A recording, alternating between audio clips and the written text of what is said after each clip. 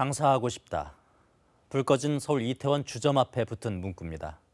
바꿔 말하면 살고 싶다는 간절함일 수도 있습니다. 코로나 사태 장기화로 가다서다를 반복하면서 버티고 있는 소상공인과 자영업자들은 생존을 위해서 이처럼 사투를 벌이고 있는데요.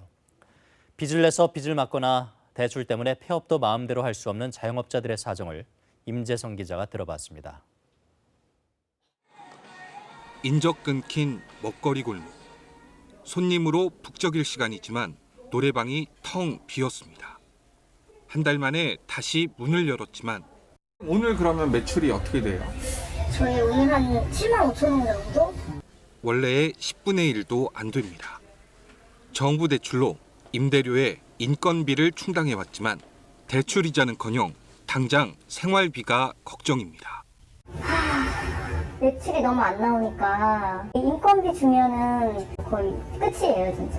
임대료는 아예 생각 못하는 정도? 석 달 동안 문을 닫았던 보습학원.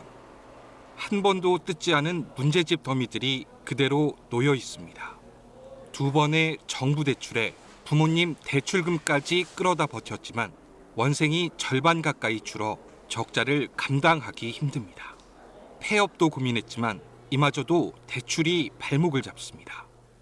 폐업을 하게 되면 대출 상환을 해야 되기 때문에 그 목돈을 구할 수도 없고 어떻게든 월세를 부담하면서 버티는 상황인데, 이 실내체육관 운영자는 거듭된 영업금지 조치에 노점까지 하며 생계를 유지해왔습니다.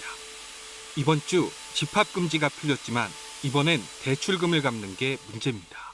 혹시 추가 연장이 된다든지 그런 건 이제 대출의 개념이다 보니까 거치 기간을 추가 연장하거나 하는 부분은 좀 어려운 부분이 있고요. 이제 1년이 지나서 1월 달부터 만기 상환을 이제 해야 돼요. 근데 그것조차도 벌 수가 없는데 어떻게 갚을지.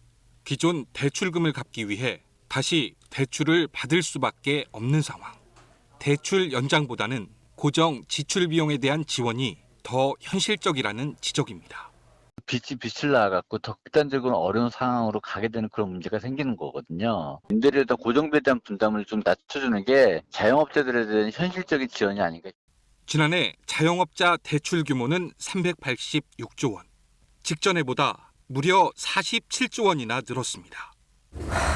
희망을 가져야 되는데 이게 끝나지 않을 것 같은 공포감이 제일 힘들어요. KBS 뉴스 임재성입니다.